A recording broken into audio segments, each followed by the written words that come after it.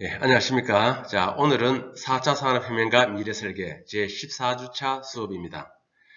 지난주에 여러분들 자유과제를 제가 이야기했잖아요. 그래서 여러분들이 잘 작성해서 보내주었는데 전반적으로 우리 가치관에 대해서 이해 부족인 것 같습니다. 읽어보니 우리 가치관보다는 그 주어진 단어에 대한 중요성을 적은 학생들이 많아요.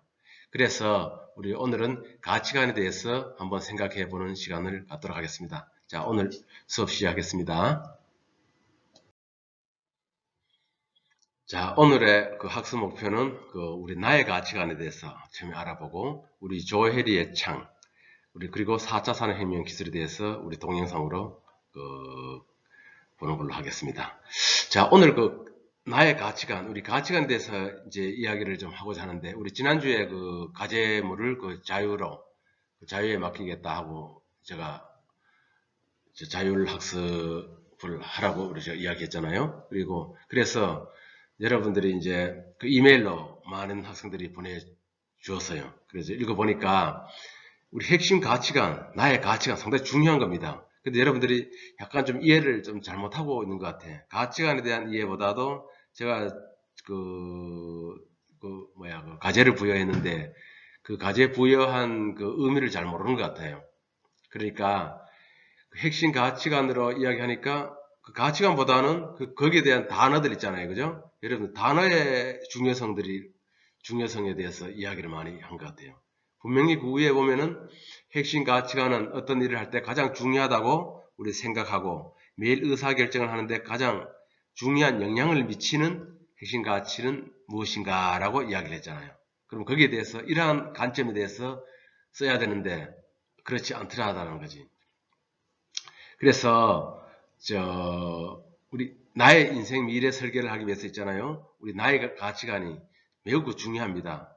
가치관과 우리 앞으로 미래의 그 진로를 선택하면은 여러분들이 행복한 삶이나 여러분들의 인생의 꿈을 이룰 수 있잖아요. 그러니까 거기에 대해서 연결이 돼야 되는데 그렇지 않더라라는 거지. 그러니까 가치관이 매우 중요합니다. 당신의 가치관이 무엇입니까? 라고 물으면은 당신의 꿈이 무엇입니까?와 비슷하죠. 그래서 우리가 물으면은 당신의 가치관이 무엇입니까? 당신의 꿈이 무엇입니까? 라고 물으면은 이 보통 사람들은 즉석에서 답을 하기 힘들어요. 여러분 지난번에 우리 창의력, 창의성 시간에도 배웠잖아요. 우리 창의력, 창의성도 마찬가지지만은 여러분들의 이 가치관, 미래의 꿈 이러한 것들도 이야기를 하면은 금방 즉석에서 답을 못 한다는 거죠. 그럼 어떻게 해야 되느냐? 만들도록 노력을 해야 되는 거예요. 그죠? 우리 창의력, 창의성과 마찬가지로 이 생각을 해야 되고 여러분들이 만들어 나가야 하는 것입니다. 그래서 오늘은 먼저 우리 가치관에 대해서 우리 알아보도록 하겠습니다. 자, 가치관이란 무엇일까요? 우리 가치관이나 우리 좌우명은 비록 글자는 다르지만은 그 가치관을 함축으로 표현한 것이 바로 우리 좌우명이라고 합니다. 여러분들 그 가치관 좌우명 잘 알아두세요. 우리 가치관이라는 그 말은 우리 초등학교 때부터 많이 들으셨을 거예요. 올바른 가치관의 확립 이러한 그 구호를 자주 들어봤죠.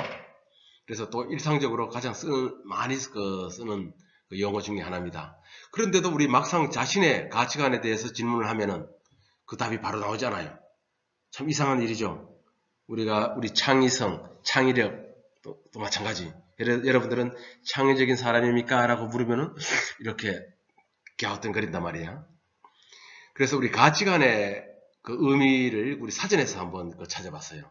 자, 우리 사전에서 보니까 우리 생활의 여러 국면과 우리 가정에서 가치 판단이나 가치 선택을 행사할 때, 가치 판단이나 그죠? 가치 선택을 하는 거지.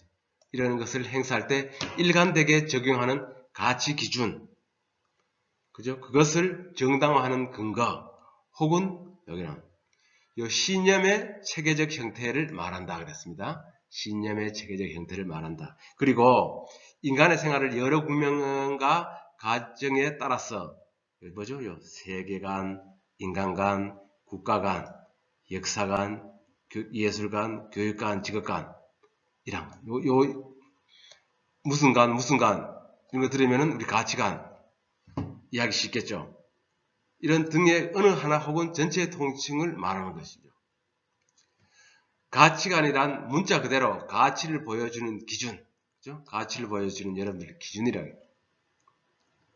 그리고 삶에서 어떤 것이 가치가 있고 그래서 그리고 우리 어떤 것이 가치가 없는지를 판단하는 나만의 기준이 없는 이러한 상황을 가리켜서 우리는 또 가치 부재라고도 말합니다.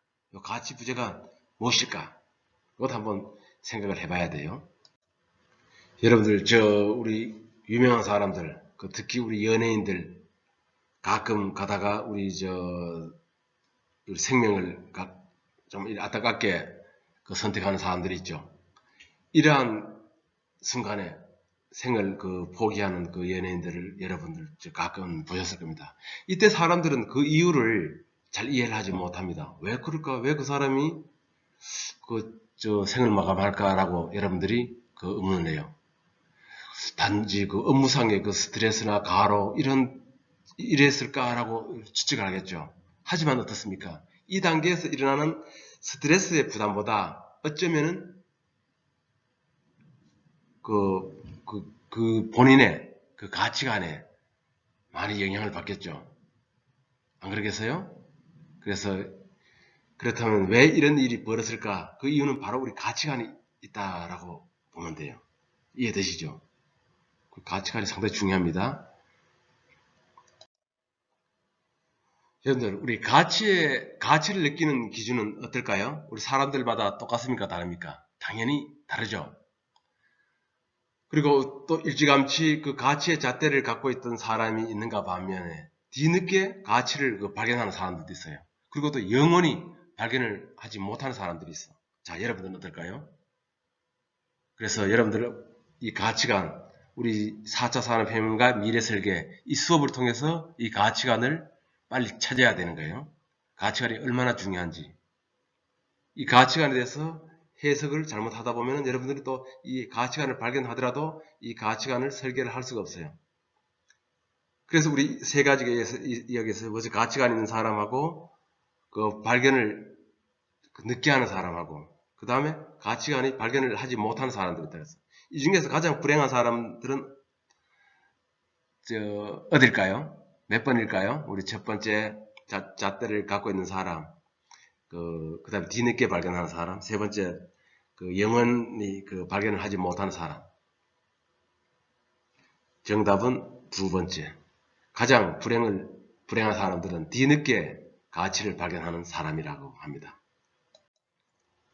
차라리 영원히 이 가치를 발견하지 못한다면 그것이 구슬이든 보석이든 내게 가득 주었다는 것으로 미소를 지으며 행복하게 우리 눈을 감을 수 있습니다. 운이 좋은 사람이었던 것이죠. 하지만 우리 가치의 잣대를 가지고 있지만은 가치 지향적인 선택이 아닌 결과에 대한 두려움 때문에 다른 것을 노력해야 하는 사람과 뒤늦게 가치를 인식하고 자신의 성과를 전면적으로 부인할 수밖에 없는 사람들은 극도의 불행에 빠지게 됩니다. 그래서 우리 앞에 전자의 불행은 지속적이고 일상적인 것이지만 우리 후자의 불행은 어때요? 우리 갑작스럽게 다가오는 거죠. 자, 그렇다면 우리 가치관이란 정말 무엇일까요?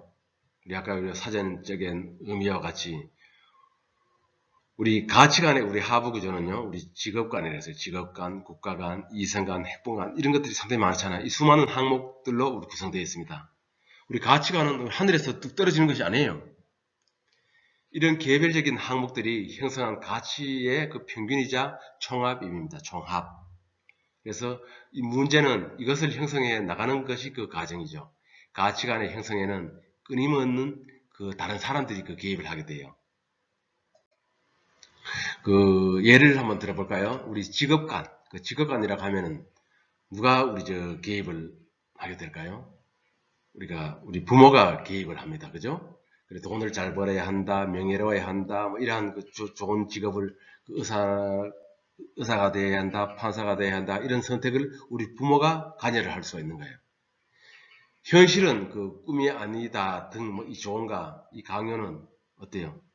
그 나의 가치를 뒤흔드는 거죠. 그죠? 나의 가치관이 있는데 이 부모님이 또 개입을 해가지고 이렇게 나의 가치관을 흔드는 부분들이 있어요. 그래서 나는 우리 독립된 그 우주로서의 나의 가치를 지향하는 존재자이지만은 그 다른 사람들의 그 개입은 나를 의존적 상황을 몰고 갑니다. 그렇기 때문에 바람직한 그 가치관을 형성하기 위해서는 우선 내가 삶의 그 주인공이 되어야 되는 거예요. 나의 생각과 그죠? 이 존재자를 정확하게 응시하고 이해해야 되는 거지. 그래서 우리 나를 둘러싸고 있는 그 다른 사람들 있잖아요. 그죠? 타인들의 개입을 인정해버린다면은 나의 가치의 그 혼재 상황에 빠진다는 거죠. 그러면 우리 여기 보는 우리 가치의 부재라는 말도 그 연관성이 있는 거죠. 가치 혼재 상황에 빠져들게 됩니다. 그러니까 우리 나와 타인의 시선이 결합되어서 실상이 없는 가치관이 형성되기 때문입니다. 이 경우 어때요? 우리 당시에는 가치지향적인 결정이라고 믿었지만은 시간이 지나면 그렇지 않음을 발견하게 되고 우리 또 반대 경우도 바로 마찬가지죠. 우리 결국 중요한 것은 바람직하고 우리 건강한 가치관을 정립하고 우리 삶의 모든 선택을 그것에 의해서 해나가는 것입니다. 예를 들어 당신이 무엇을 할 것인가 라는 질문을 받는다면은 수많은 후보 중에서 가치 있는 것을 먼저 선택해야 되겠죠. 우리 지난주에 우리 가정을 같이 그리고 압축된 후보들 중에서 그 결과를 재미있을 뻔한 것을 선택해야 당신의 삶이 가치 지향의 일관성을 유지할 수 있는 거예요. 가치 기준 아래 목표를 설정하고 우리 또 걸어간다면은 모든 것이 일직선에 놓이는 거죠. 이때 그 걸음의 크기는 별로 중요하지 않아요. 내가 걸어간 길에는 도달한 마지막 그 지점, 그것이 바로 나의 성취이고 무엇과도 바꿀 수 없는 소중한 나의 존재이기 때문이죠. 그래서 우리 목표보다 과정이 중요하다라는 표현은 바로 이 지점에서 우리 받아들여지게 됩니다. 자, 그리고 여러분, 우리 가치관의 기준 이야기했죠? 가치관의 기준, 행복도의 기준. 여러분들, 기준이 중요합니다. 우리 전 세계에서 가장 행복 지수가 높은 나라가 어딘지 알아요? 우리 부탄이랍니다. 부탄 국가 아시죠? 그럼 여러분들 부탄 또 그 다음에 우리 아프리카의 원시민들 있잖아요. 거기 가서도 그 사람들은 행복도가 높다고 이야기하더라고. 그럼 어때요? 행복도가 높은 국가가 좋은 나라예요? 나쁜 나라예요? 여러분들 판단할 수가 없어요. 그 행복도라는 것은 본인이 갖고 있는 행복 기준이 다른 거예요. 우리가 대한민국 우리나라에서 느끼는 행복 지수하고 아프리카 부탄에서 그 사람들의 행복 지수가 기준이 다른 거예요. 우리는 우리는 O가 달성돼야 행복한 거잖아요. 근데 그 사람들은 행복도가 기준이 다른 거야. 상승을 할 수가 없는 거죠. 그죠? 그렇기 때문에 그 나라의 환경에 맞는 가치관의 기준, 행복관의 기준이지 그 나라가 행복도가 높다고 해가지고 실질적으로 행복한 건 아니라는 거지. 근데 한번 가만히 곰곰이 한번 생각해 보세요. 아프리카, 부탄 행복지수가 높다는 것은 특히 우리 선진국으로 갈수록 행복지수가 그렇게 높지 않죠. 그러나 우리 인간들은 어때요? 그게 행복도 지수는 낮다고 생각하지만은 답이 없는 거예요. 전 세계 그죠? 전 세계 우리 사람들을 살아가는 모습을 보면은 어디가 행복한지 어디가 불행한지 그거는 판단할 수가 없는 거야. 내가 행복하면 되는 거잖아요. 그죠? 그렇지만은 또 살듯이 분석을 해보면요 달라요. 우리가 입장에서 아프리카에 그렇게 사는 거는 불행이라고 생각할 수 있어. 그러나 그 사람들은 행복하다는데. 그러니까 그 가치관이 보이는 것과 보이지 않는 것의 차이라고 봅니다. 뒤늦게 예를 들어서 아프리카 사람들도 우리 이쪽편에 다른 세상을, 이런 세상을 봤을 때 어떻게 세상을, 이 세상을 모르기 때문에 나만의 세상을 갖고 행복을 느끼지 않을까요? 자, 이거는 여러분들에게 그 행복도, 우리 가치관의 기준은 여러분들의 그 기준이기 때문에 여러분들이 설정하면 됩니다. 그렇기 때문에 여러분들 지난주 과제 있잖아요. 우리 과제물에 대해서 다시 한번 보고 오늘 이 수업을 듣고 자기 가치관에 대해서 다시 한번 정리를 한번 해보세요. 정리가 잘 됐다고 하면은 저한테 한번 다시 보내줘도 되고, 그건 자유입니다. 제가 계속 그 숙제를 내면 여러분들 또 좋아하는 학생들도 있지만은 또 싫어하는 학생들도 있잖아. 잘 맞추기 어려워. 그 열심히 하는 사람에게는 열심히 하는 그 인센티브가 있는 거잖아요. 그죠? 꼭 그 성적이 중요한 것이 아니고, 근데 그냥 일반적으로 알고 있다라면은 제가 이메일로 우리 답변도 줄 수가 있어요. 그죠? 그렇게 하는 것이지, 뭐 공부라는 것은 꼭 너무 성적 가지고 또 따지는 것은 아니냐. 그러니까 오늘 우리 4차 산업혁명과 미래설계, 이런 가치관에 대해서 배웠습니다. 이 가치관이 얼마나 중요한가 대해서 오늘 배운 걸로 하겠습니다. 행복이라는 거, 그죠? 행복, 가치관, 이런 것을 한번 생각해 보는 시간을 한번 가져보세요. 자, 여러분들이 우리 가치관을 이야기할 때 약간 좀 오해를 하는 부분들이 있어요. 오늘 좀 이야기를 한번 잘 들어보세요. 무엇인가를 가치 있게 생각한다는 것은 그것을 중요하게 여긴다는 뜻이죠. 그래서 당신이 아끼는 모든 것을 가치라고 부를 수가 있습니다. 그래서 나는 구체적으로 인생의 가치관, 즉 여러분들의 인생에서 가장 중요한 가치관에 대해서 말하고 있습니다. 이런 가치관에는 여기 보다시피 이 최종 가치관과 중간 가치관이 그 두 종류가 있다는 것을 알아야 돼요. 여기에 이 최종 가치관과 우리 중간 가치관. 그러니까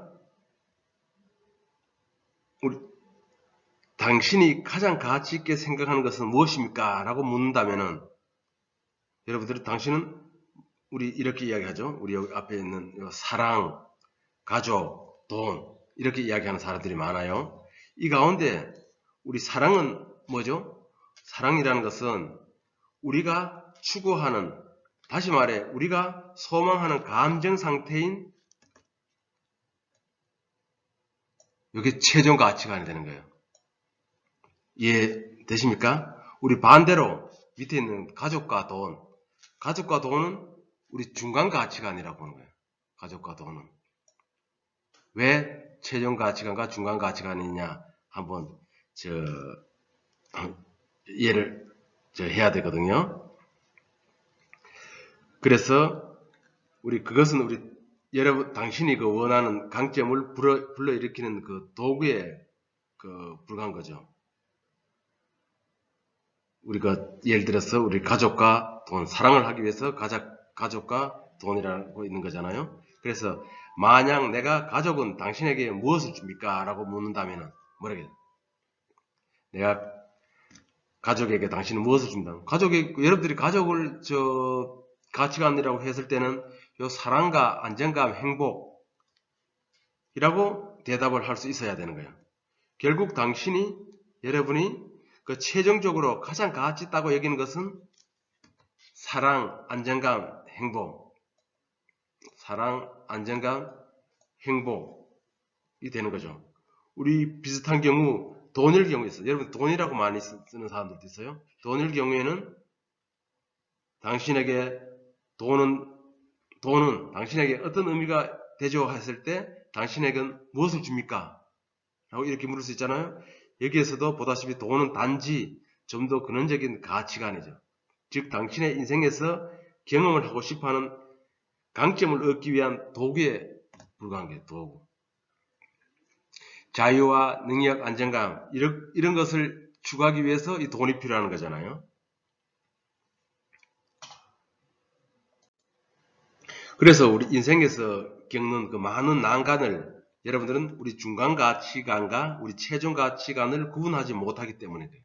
근데 가치관을 따라가면은 우리 사랑을 쓰고 가족 돈이면 약간 좀 차원이 다른 거죠. 왜? 그러니까 그 이유에 대해서 이유를 쓰시하니까 제가 여러분들 걸 읽어보면은 그냥 그 단어에 대한 해석을 쓰는 거야.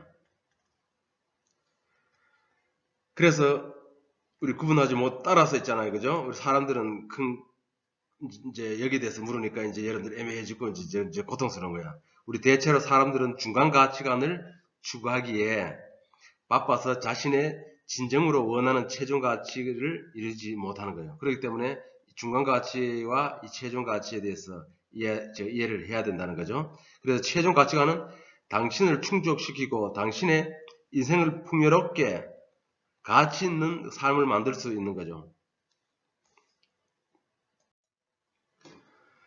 내가 보기에는 사람들이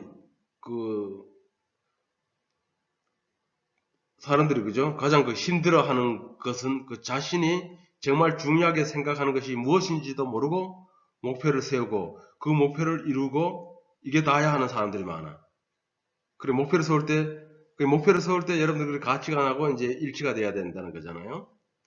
그리고 예를 들면은 우리가 어느 사람이 가장 중요한 가치관을 배려와 봉사라고 한번 해봅시다. 우리 배려와 봉사라고 이야기를 한번 해봅시다. 그러면 배려와 봉사하려면 어떤 일을 해야 되죠? 그러니까 이것이 바로 우리 아까 직업 간, 국가 간 뭐 그런 게 있잖아요. 그죠? 그거하고 연결이 돼야 되는 거야.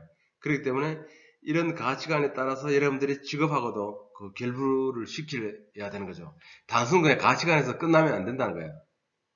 그래서 내가 배려와 봉사를 했으면 그러면 사회에 발전하고 공헌하는, 그러니까 내가 이를 통해서 누구를 도와주고 이렇게 하다 보면은 뭐 변호사나 무슨 다른 업종이 될 수 있잖아요. 그러니까 다시 한번 이야기해서 이제 우리 가치관이라는 것은 우리 인간이 그 삶이나 어떤 대상에 대해서 무엇이 좋고 옳고 바람직한 것을 판단하는 관점이라고 했잖아. 그래서 당신의 가치관은 무엇입니까? 라고 물으면은 우리 이렇게 이야기하는 사람들 있잖아요. 우리가 이제 한국에서는 중요시 되는 것이 우리 이런 것들이 여러분들 많아서 뭐 외모 지상주의, 물질 만능주의 이런 것들이 대표적이잖아. 그러면 외모 지상주의인 사람들은 어떻게 해야 돼요? 외모 지상주의는 외모가 가장 내 삶에 대해서 최고의 가치라 생각하는 거고, 물질 만능주의는 돈이 나의 가치를 가장 최고의 가치라고 생각하는 거잖아. 그죠? 자, 과연 그럴까요? 우리 외모 지상주의, 물질 만능주의. 한번 봅시다. 외모는 다른 사람에게 나의 이미지를 보여주는 중요한 가치이기도 하죠. 그렇지만 이 외모가 인생에서 가장 중요한 가치일까요? 가치일 수도 있죠, 그죠? 그런데 우리가 물어보자. 그러면 당신의 가치관이 외모가 가장 중요한 가치일까요? 이랬을 때 선택은 여러분들이 하는 거야, 그죠? 외모는 늙고 병들어가잖아. 그럼 외모 지상주의 사람들은 어떻게 할까요? 끊임없이 자기 관리를 하면서 우리 성형수술을 해서 젊어 보이게 하기 위한 노력을 하는 거야. 그렇지 않는 사람들은 또 그렇게 하지 않겠죠.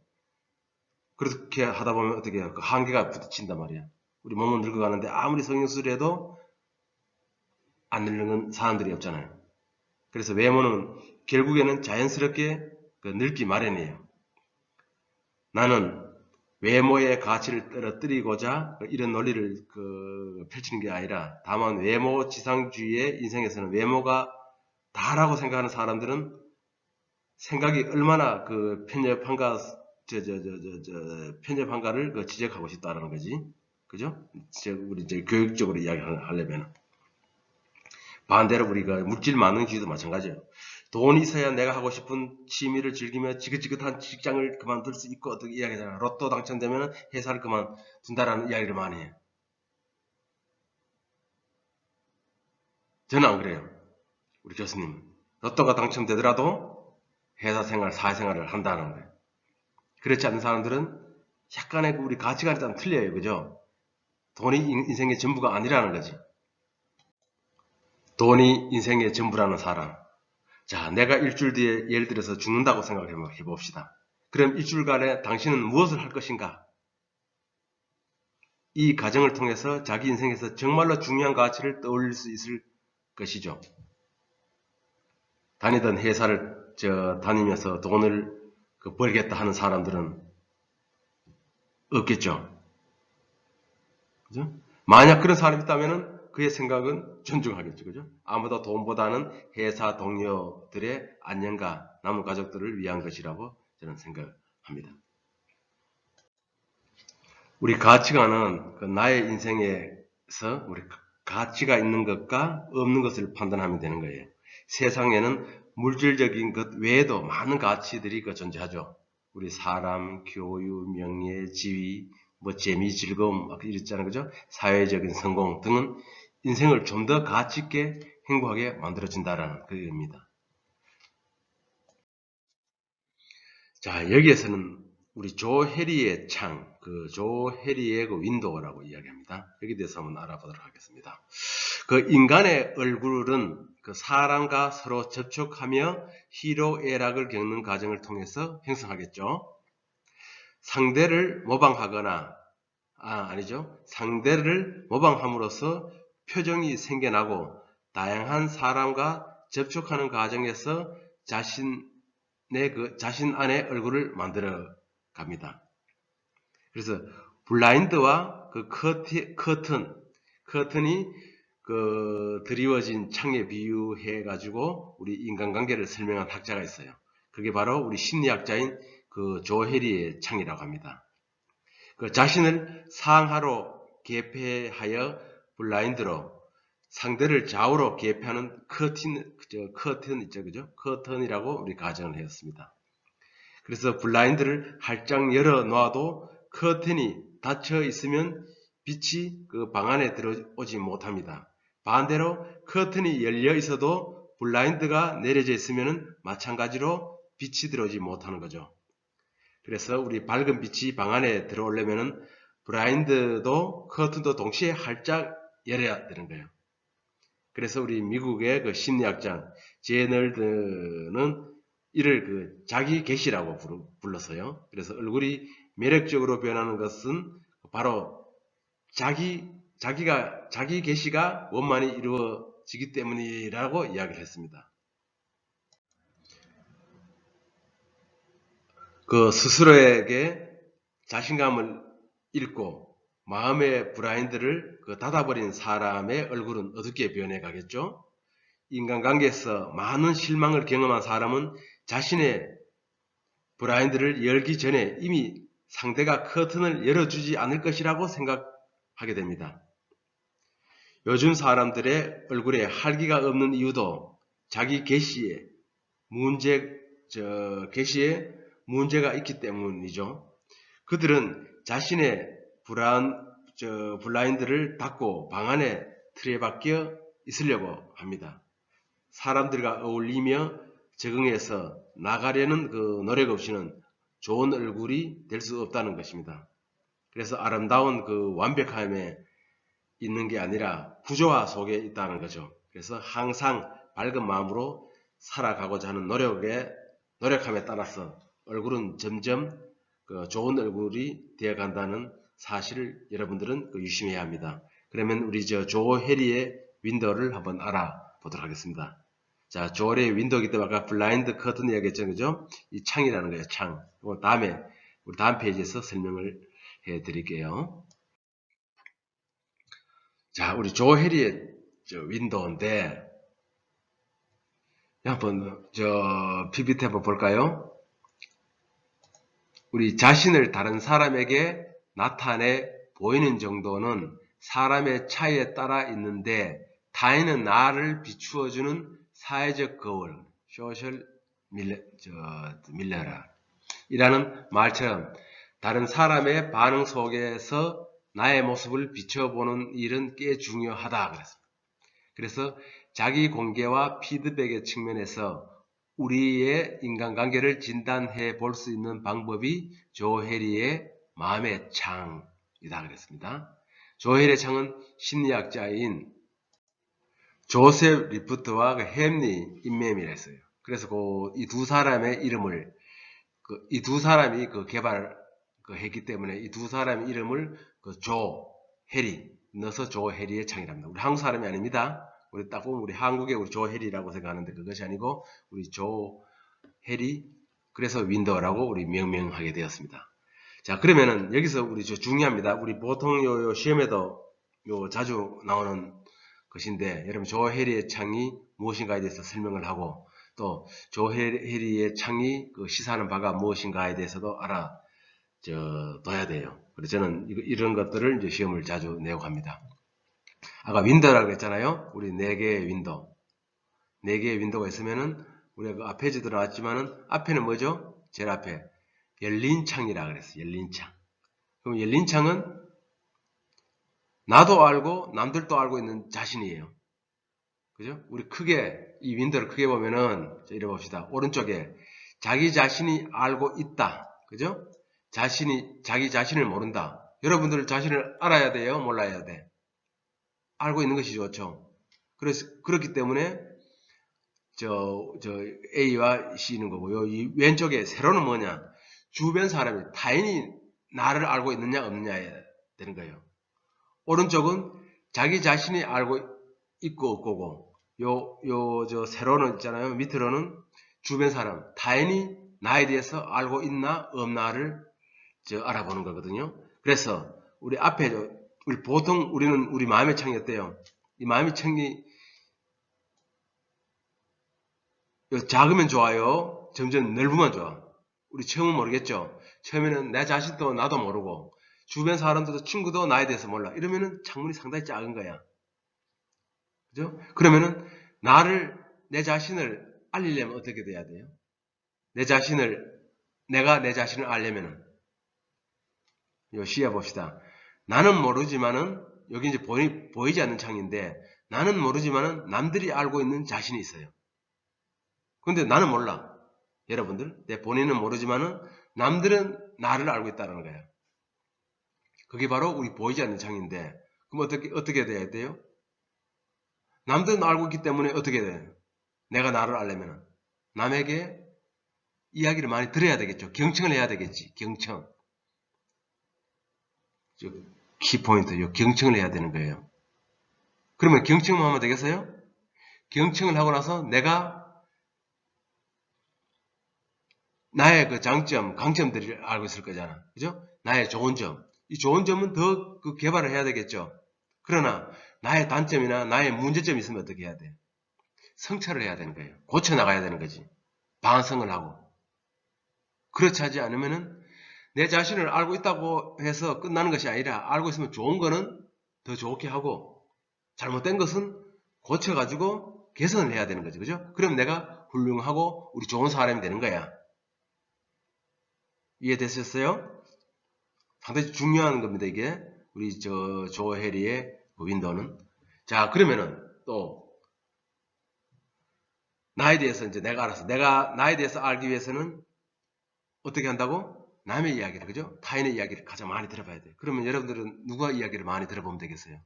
여러분들 자신은 여러분들이 원래 제일 많이 알아야 되는데 모르잖아. 그러면은 여러분들의 부모님이야. 부모님이 여러분들에게 가장 많이 알 거예요. 그러면 첫 번째, 여러분들의 부모님에게 내가 어떤 사람인지 물어봐야 되는 거예요. 오늘 당장 한번 물어보세요. 그러면 내가 잘하는 것과 못하는 것이 여러분들 부모님들이 가장 알 거야. 그 다음에 누가 알 것 같아? 여러분들의 친구들이죠. 그죠? 친구한테 물으면은 그것도 친한 친구가 돼야지. 그죠? 자, 알려면 그 다음에 타인이 주변 사람이 나를 알고 있다. 알고 있으면 이 정도 아는 거죠. 모르고 있는 경우가 많잖아. 모르고 있는 경우가. 이거는 숨겨진 창이라 그랬어요. 숨겨진 창. 나는 알고 있지만은 남들은 내 자신을 몰라. 그럼 어떻게 해야 돼요? 어떻게 해야 돼? 내 PR을 해야 되는 거지. PR. 선전. 내 소개를 해야 되는 거죠. 여러분들을 알려야 된다. 내 자신을 남에게. 알려야 여러분들이 나에 대해서 아는 거야. 그렇기 때문에 여러분들이 나는 이런 사람이라고 교수님한테 계속 알려야 되는 거예요. 그 우리 밴드에 그 댓글을 많이 달잖아. 그지? 알면서 나는 이런 사람이라고 여러분들이 열심히 보여주는 거야. 그러면 우리 교수님이 그 밴드나 우리 여러분들 가제물을 보고 여러분들의 마음을 좀 알아요, 사실은. 아, 이 정성이 있구나. 정성 들여서 썼구나. 약간 대충 썼구나. 아, 이 사람 이렇게 생각하고 있구나. 라는 걸 알 수 있다라는 말이지. 상당히 중요한 겁니다. 그래야 남한테 인정을 받으려면은 내가 알려야 되는 거야. 그럼 알리기 싫은 거 있죠, 그죠? 나의 단점을 알리기 싫어하잖아.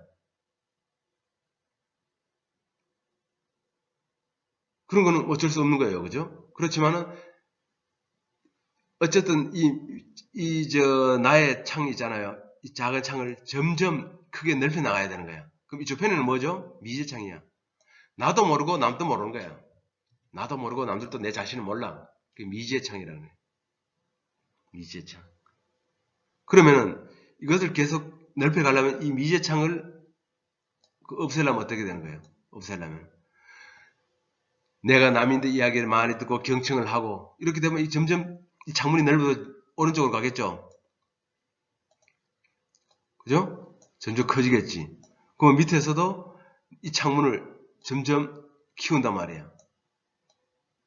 그러니까 밑에서 키우고 아래로 키우고 옆으로 키우다 보면 점점 이 창문이 넓어져요. 그래서 이 처음에 이렇게 작은 나의 마음이, 그죠? 마음이 점점 넓어지는 거야. 이렇게 넓어지고 또 넓어지고 계속 이렇게 넓어지는 거예요. 마지막에 가가지고는 이렇게 완벽한 사람은 없겠죠? 이렇게. 그죠? 100% 되는 사람이 없죠. 내 자신을 알고 남이 알고 또 이렇게 하면 완벽한 사람이야. 그 마음이 넓은 사람이죠. 마음이 넓은 사람. 여러분들이 마음이 좁은 사람들 있죠? 속 좁다는. 마음이 좁은 사람들은 말 그대로 마음이 좁은 거야. 여기 와 있는 거예요. 왜? 자기 혼자뿐이 모르는 거야. 남한테 이야기도 안 하고 자기 PR도 안 하고 혼자 방에 들어앉아 있으면 어떻게 알아요? 알려야 되는 거예요. 그래 이 마음이 넓은 사람이 좋은 거잖아. 자, 다음 페이지 한번 볼까요? 이거 실험하는 부분들이 있어요. 자, 요거 저 테스트 해야 되는데 여러분들의 마음이 얼마나 되는지를 한번 측정해 보세요. 요 1번부터 20번 있어. 1번부터 20번 읽고 여러분들이 예를 들어서 나는 잘 몰랐을 경우에는 이를 바로 인정한다. 여러분들이 저 자신에 대해서 잘못된 것을 인정하느냐 못하느냐. 그렇다면 마음이 10이겠죠. 그죠? 매우 그렇다. 그렇지 않다. 9, 8, 7 이렇게 체크를 하세요. 2번 나는 다른 사람의 잘못을 지적할 필요가 있을 때는 직접 말한다. 말하는 사람이 있고 안 하는 사람이 있어. 그죠? 여기 5번 나는 느낌을 솔직히 표현하는 편이다. 표현하는 사람이 있고 표현하지 않는 사람이 있어. 또 하나 볼까요? 중간에 9번 나는 진심으로 남의 이야기를 잘 들어준다. 들어주는 사람이 있고 안 들어주는 사람이 있어. 니는 찌껴라, 니는 찌꺼러라 하는 사람이 있고 잘 길을 경청하는 사람이 있어요. 그죠? 자, 16번 볼까요? 나는 변명을 하지 않고 비판의 귀를 기울인다. 그죠? 이것도 이렇게 그래서 요 밑에 번호가 있습니다. 1, 2, 3, 4, 5, 6 그대로 순서가 안 돼 있죠? 1, 2, 5, 7, 11, 13, 14, 15, 17, 20 밑에는 3, 4, 5, 6, 8, 9, 10, 11, 12, 16, 18, 19 그래서 여기 보면은 요 S와 L 총점을 그래프로 그리는데 S는 요 가로선이에요. 가로. 그죠? 요 가로의 선이고 L은 요 세로선입니다. 그래서 요 값을 내면은 요 총점이 나와. 총점. 이 총점을 보면은 예를 들어서 이 평균 점수고 저 S 자기 공개 점수가 한 60점이 되는 사람은 이거겠죠. 그죠? 여기 한번 이렇게 싹 꺼보고 그러면 자기 그 타인의 원할 정도가 한 70%다. 나의 창문은 이거죠. 여기가 되는 거지. 그죠? 그러나 더 좁은 사람들 마음이 30 이하 특히 50 이하는 별로 좋잖아요.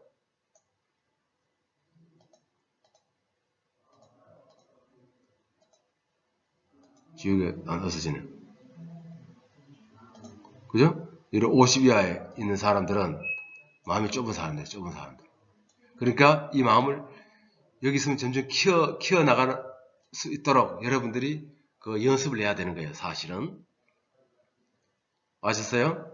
그래서 이 마음이 이 100까지는 너무 욕심이지만은 한 90 이상으로 갈 수 있도록 해야 돼요. 내가 어제 그것도 그렇고 옛날에도 해봤지만은 저의 우리 교수님의 그 마음의 차가 얼마나 될 것 같아요. 저는 90 이상이 나오더라고. 그래야만 여러분들이 이 조혜리의 창을 가르치겠죠. 그죠?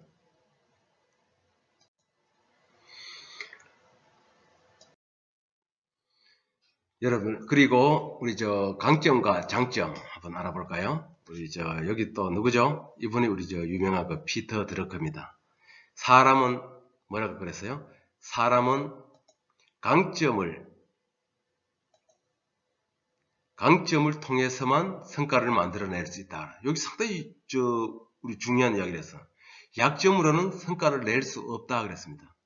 아세요? 사람은 강점을 통해서만 성과를 만들어낼 수 있다. 약점으로는 성과를 낼 수 없다 그랬습니다. 그죠? 약점으로는 어떠한 성과로 나올 수 없다. 성과를 낳는 것은 강점이기 때문이다. 상당히 중요한 말이 있어요. 이거 꼭 기억해 두세요. 자, 그러면은 여러분들 자신의 강점을 말할 수 있는 사람. 우리 힐 조사, 연구소의 조사에 의하면은 우리 인간들은 3분의 1 정도만 자신의 강점을 말할 수 있다라고 이야기하더라고요. 그러면 여러분들 장점하고 강점 뭐가 다를까요? 이것도 알아야 되는 거예요. 강점과 장점과 강점에 대해서 이해를 못하면 잘 안 돼요.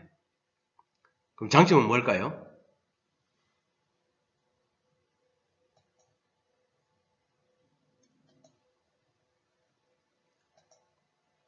자, 예를 들어서 여러분들 잘 웃고 인정이 많고 긍정적이고 착하다. 이것은 무엇이죠? 이거는 강점이 아니라 장점에 속하겠지. 그죠? 그러나 옆에 강점을 한번 봅시다. 노래를 잘한다, 말을 조리 있게 한다, 글을 잘 쓴다. 이거는 장점이 아니죠. 강점. 이거는 특기라고 보면 돼. 특기, 그죠? 특기. 이해되셨어요? 이해를 잘해야만이 여러분들의 미래 설계도 이런 것들에 맞춰서 할 수가 있는 거예요. 자, 다음 페이지. 자, 그럼 이거 정확하게 한번 알아봅시다. 그러니까 우리 장점은 뭐예요? 좋아하거나 잘하거나 긍정적인 점이라고 이야기했어요. 그죠? 그리고 우리 강점은 뭐예요? 남보다 그러게. 내가 혼자가 아니고. 남보다 우세하거나 뛰어나죠. 비교를 한 거죠. 그죠? 비교를 해가지고 우세하거나 뛰어난 거예요. 그게 바로 강점이죠. 그 특기지. 장점은 여러분들의 그냥 정성적으로 좋아하거나 즐거워하거나 이런 보이는 거, 성품이라고 보면 되지. 그래서 우리 사전에 보니까 강점은 남보다 우세하거나 더 뛰어난 점. 약점은 반대가 되죠. 반대 약점. 모자라서 남들에게 뒤떨어지거나 뜻하지 못한 점. 그리고 장점은 요 반대로 생각하면 돼요. 좋거나 잘 못하거나, 그죠? 싫어하거나, 못하거나, 좀 소극적이다는 거죠. 근데 약점은 뭐냐? 남들보다 못하는 거, 남들보다 좀 열세고, 남들보다 좀 뒤떨어지는 거. 그게 바로 약점이라는 거죠. 근데 이제 단점이래요. 장점과 단점 있죠. 그것도 마찬가지. 그죠? 방금 그 약점과, 강점과 약점, 장점과 단점, 비슷한 거죠. 앞에. 장점은 말 그대로 여기 설명했지만 좋거나 잘하거나 긍정적인 거. 단점은 잘못되고 모자라는 거. 이거 보시면 이해하시겠죠? 그죠? 하나는 우리 내 포함에는 성품하고 좀 비슷한 거고, 하나는 나의 좀 특기라고 보면 돼요. 그럼 어떻게 돼요? 약점 있는 사람들은 노력을 하게 되면 약간 좀 강점으로 만들 수 있겠죠. 이 장점과 단점은 이것도 뭐 좀 사실은 노력해가지고 좀 개선할 수는 있어요. 싫어하는 것도 좀 좋게 책을 싫어하면은 책을 계속 즐겨 보도록 만들어야 되는 게 습관을. 그러니까 책 읽기를 싫어하는 사람들은 좀 그렇게 좋은 이런 현상은 아니에요. 그렇기 때문에 책이 싫더라도 하려고 노력을 해야 된다는 거지. 그죠? 강한 거는 더 잘하게 하고, 못한 거, 단점은 이 보완을 해 나가는 거예요. 보완. 알았어요?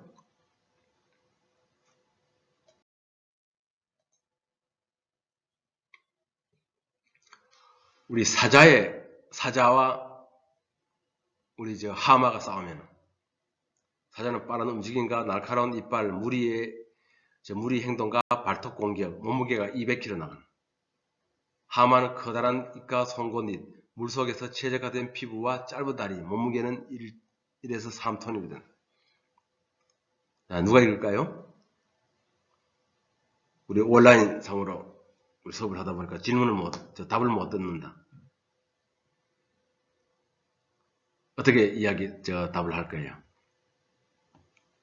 이렇게 센 싸우면. 우리 육지에서 싸우면은 사자가 이길 것이고, 물에서 싸우면은 하마가 이긴다. 그러니까 우리 환경에 따라서 다르겠죠, 그죠? 자기 강점을 가졌지만은 어디에서 싸우느냐가 다른 거지. 강점을 아무데나 발휘해서는 안 된다는 거죠, 그죠? 자기가 적서에 발휘를 해야지, 이 강점을, 그죠? 속도감 또 박진감이 넘치는 4차 산업혁명 기술, 좋아하는 분들 많이 이것을 한번 계실 보겠습니다. 텐데요. 그래서 이제 슈퍼볼이나 F1이 큰 인기를 끄는 것 같아요. 맞습니다. 이런 스포츠들이 가지고 있는 박진감과 최신 IT 기술이 결합을 한다면 어떤 모습일까요? 드론에서 그 해답을 찾을 수 있을 것 같습니다. 전주시가 창단한 세계 첫 드론 축구단의 시범 경기 현장, 이혜리 기자가 다녀왔습니다. 부딪혀도 깨지지 않는 탄소 복합 소재 장비를 입고 드론 선수들이 날아오릅니다. 지름 80cm의 골대를 향한 고개 비행. 거리가 가까워질수록 상대팀의 열띤 수비가 이어지고 들어갈 듯 말 듯 아슬아슬하게 골대를 벗어납니다. 안타까운 탄식도 잠시, 집중력을 발휘해 결국 득점에 성공합니다. 6대6에서 득점 나왔습니다. 7대6. 1세트에 3분, 모두 3세트로 이루어진 경기는 좀처럼 눈을 떼기 힘들 만큼 박진감 넘칩니다. 통통 튀는 게 정말 재밌어 보였어요. 골대 안에 드론을 집어넣어서 득점을 한다는 방식도 정말 새로웠던 것 같아요. 전주시가 세계 최초로 창단한 드론 축구단에는 대표 선수 23명이 뛰고 있습니다. 교사와 회사원 등 각양각색 선수들이 드론에 대한 열정 하나로 뭉쳤습니다. 팀 경기인 만큼 팀워크를 위한 훈련도 빼놓지 않습니다. 지금 다양한 전술이 가능하거든요. 주로 주말을 이용해가지고 훈련을 임하고 있습니다. 전주시는 드론 축구의 저변 확대를 위해 구장과 골대, 공의 규격을 정하고 적극적인 홍보에 나서고 있습니다. 앞으로 두 개, 세 개, 대한민국뿐만이 아니라 전 세계 축구팀이 만들어져야 또 리그가 만들어지기 때문에 이것을 대한민국 전역으로 또 전 세계로 보급시키는 역할들을 하게 될 것 같습니다. 신기술로 탄생한 드론 축구. 색다른 즐거움을 선사하는 새로운 스포츠로 자리 잡아가고 있습니다. YTN 사이언스 이혜리입니다.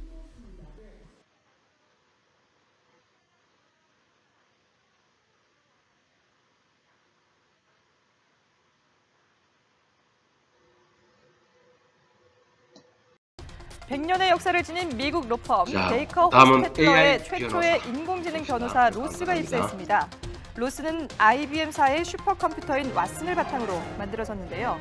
왓슨은 지난 2011년 미국의 한 퀴즈쇼에서 우승한 AI이기도 합니다. 로스는 1초에 80조 번을 연산할 수 있고 책 100만 권 분량의 법률 데이터를 분석한 뒤 의뢰인이 맡긴 법률 분쟁과 가장 관련이 큰 판례를 찾아냅니다. 판례를 근거로 가설을 세운 뒤 승소 확률까지 계산할 수 있습니다. 로스는 미국의 다른 로펌들과도 계약을 체결한 것으로 알려져 있습니다. 이 밖에도 호텔 안내를 담당하는 로봇이 등장하는가 하면 4만여 개의 질문을 학습해 일하고 있는 인공지능 조교도 있습니다. 전문 분야에서 인간을 대신하는 인공지능이 속속 등장하고 있는데요. 인간을 향한 로봇의 도전은 감성적인 예술 분야에도 계속되고 있습니다. 53개의 손가락을 가진 로봇과 이탈리아의 유명 피아니스트가 연주 대결을 펼쳤는데요. 정교함과 속도를 내세워 한치의 오차도 없는 테오의 연주에 맞서 인간 대표 피아니스트는 감성 충만한 곡 해석을 선보였습니다. 인간의 감수성이냐 로봇의 정확성이냐, 관객들은 강약도 템포도 없는 로봇 테오의 연주가 아닌 인간 감수성에 손을 들어줬습니다.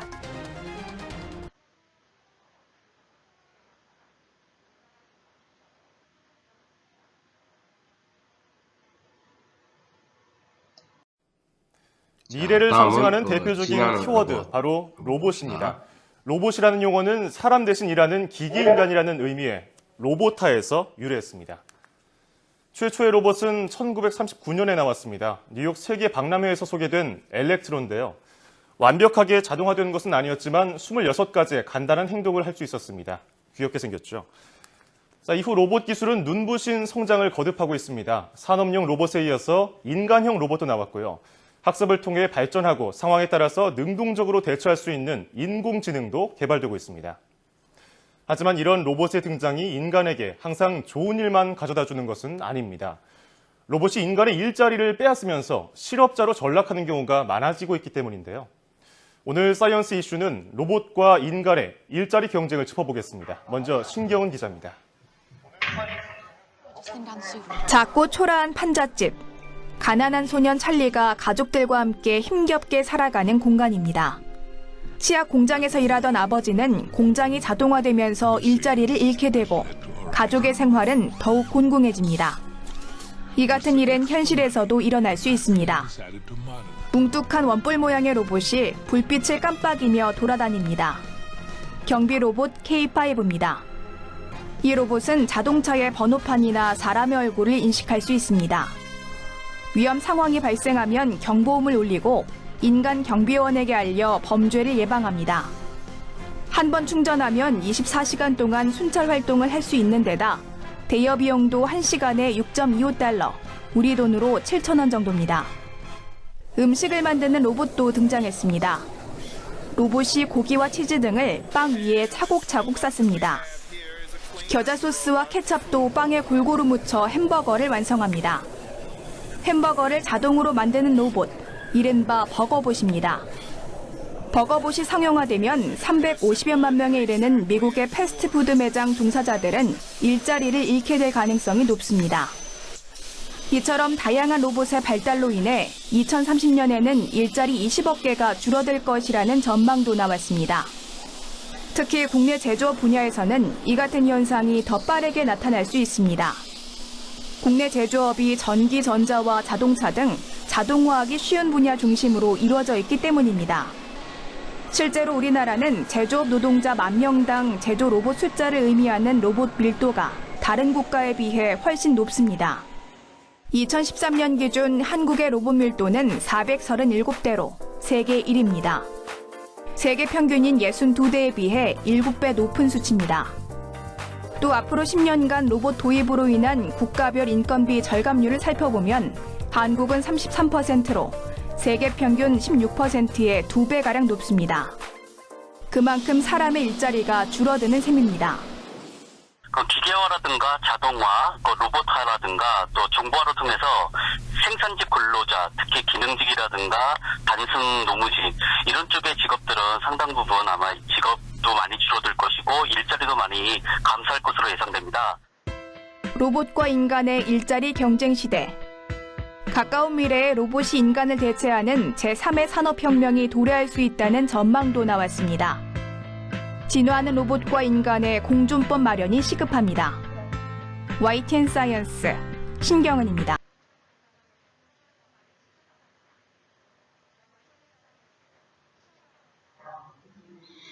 자, 잘 들으셨습니까? 자, 그럼 오늘은 이것으로 마치겠습니다. 자, 수고하셨습니다.